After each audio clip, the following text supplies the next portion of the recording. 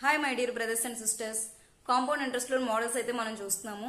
అయితే compound interest లోని మనం 1 year కి సెకండ్ 2 years కి ఫైండ్ అవుట్ చేయమంటే ఈజీగా ఫైండ్ అవుట్ చేస్తున్నాము. బట్ ఇయర్స్ లోనే ఇస్తారా, డేస్ లో కూడా ఇవ్వచ్చు కదా అని డౌట్ వస్తుంది. ఆ డేస్ లో ఇస్తే మనం సమ్ ఎలా క్యాలిక్యులేట్ చేయాలని చూద్దాము. ఇక్కడ మనకి చూడండి, సమ్ లో ఇచ్చారు R=20% per annum, T=1 year 73 days and compound interest అయితే ఇవ్వడం జరిగింది. ప్రిన్సిపల్ ని ఫైండ్ అవుట్ చేయమన్నారు. ఇక్కడ T అంటే ఇచ్చారు 1 year 73 days.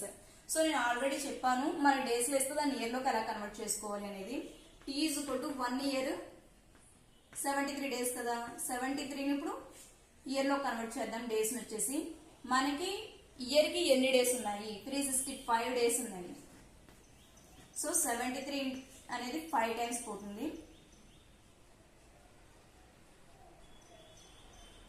5 టైమ్స్ పోతుంది. సో మనకు వచ్చింది ఏంటి, 1/5 అనేది అయితే వచ్చింది. సో దీన్ని మనం ఇలా కూడా రాసుకోవచ్చు, 6/5 అని. 5 + 5 into 1 5 + 1 6/5. ఈ తర్వాత చూద్దాం. మనకైతే రావడం జరిగింది 1/5 అనేది వచ్చింది. ఇలా ఇచ్చినప్పుడు ఎలా చేసుకోవాలి అనేది చూద్దాము. R అనేది మనకి ఎంత ఉంది అక్కడ, 20%. మనం డిపెండింగ్ ఆన్ R సమ్స్ చేస్తున్నాం కాబట్టి 20% ఎలా రాసుకోవచ్చు, 1/5 అని రాసుకుంటున్నాము. ఇది వచ్చేసి ప్రిన్సిపల్, అంతే కదా. ఇక్కడ మనకి 1 year 73 days ఇచ్చారు, అంటే 1 year కంప్లీట్ అయిపోయింది. ఆ ఇయర్ తర్వాత సమ్ డేస్ ఎంతకో మనం తీసుకున్నాం. సో కంప్లీట్ గా మనం ఇప్పుడు 2 years వేసుకుందాము. 2 years వేసుకుంటే 2 years అయిపోద్ది కదా అని డౌట్ వస్తుంది. అదేం కాదు, మనం ఇప్పుడు సమ్ చేసేటప్పుడు మీకు ఎలా చేయాలి అనేది అర్థమవుతుంది. సో 2 years తీసుకున్నట్లయితే 5 into 5 25. సో ఫస్ట్ ఇయర్ వచ్చేసి 1/5, 5 దీనిలో 5 times, and second year 5 times, and final గా ఇంట్రెస్ట్ కాబట్టి సెకండ్ ఇయర్ 1 వచ్చింది. ఇక్కడ వరకు మీకు క్లియర్ అయింది కదా. ఇప్పుడు మనం సమ్ లోకి వెళ్దాం. ఇది మనం ఫస్ట్ ఇయర్ తీసుకున్న ఇంట్రెస్ట్. CA ఫస్ట్ ఇయర్ తీసుకున్న ఇంట్రెస్ట్ 5 ప్లస్ సెకండ్ ఇయర్ తీసుకున్న ఇంట్రెస్ట్ ఎంత అంటే కనుక 6. సో 6 ఎంతకు తీసుకుంటున్నాము అంటే కనుక 1/5 తీసుకుంటున్నాము. ఇక్కడ మీరు క్లియర్ గా అర్థం చేసుకోండి. ఇక్కడ ఏదైతే ఉందో ఇది ఫస్ట్ ఇయర్ కి కాబట్టి 5 into 1 ఫస్ట్ ఇయర్ టాలీ అయిపోయింది కదా. నెక్స్ట్ రిమైనింగ్ ఎంత ఉంది, 1/5 ఉంది.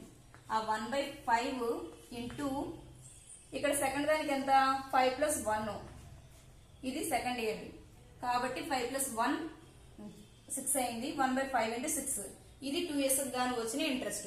ఇప్పుడు ఇది చూడండి, 5 into 1 5 ప్లస్ 6/5.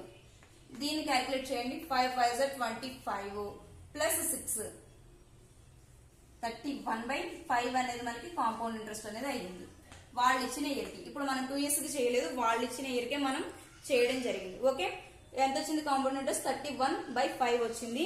అది ఎంతకి ఈక్వల్ అంటున్నారు, కాంపౌండ్ ఇంట్రెస్ట్ ఆల్రెడీ సమ్లో ఇచ్చారు 1550 రూపీస్ అని. సో అది చూద్దాం. 31/5 ఇంటూ ఎక్స్, మీకు అర్థమవడానికి ఎలా వేస్తున్నాను, 1550. ఇదే కదా మనం క్యాల్కులేట్ చేయాలి. ఎక్స్ ఇలా ఉంచుకోండి, 1550 ఇలా వెళ్తే ఇది ఇంటూ అవుతుంది కదా, బై 31. ఫ్రాక్షన్ ఏదవుతుందో అది రివర్స్ అవుతుంది. ఈజీగా చూడండి, ఇది 5 టైమ్స్ పోతుంది అంటే 50. సో 250 అనేది మనకు వచ్చింది దాని వాల్యూ అనమాట. సో దీన్ని సబ్స్టిట్యూట్ చేస్తే మనకు సమ్ అయిపోయినట్లే. సో P వాల్యూ ఎంత అని అడిగారు. సో P =25 ఇంటూ మనకు వచ్చిన 250, 25 25 625. సో 6250 మనకు వచ్చినటువంటి అసలు ఎంత అంటే కనుక 6250 రూపీస్ అనేది వచ్చిన అసలు. ఈ విధంగా చేయండి. ఇది వచ్చేసి ఇంకొక మోడల్. క్లియర్ గా అర్థమైందని నేను అనుకుంటున్నాను. Okay, thank you so much.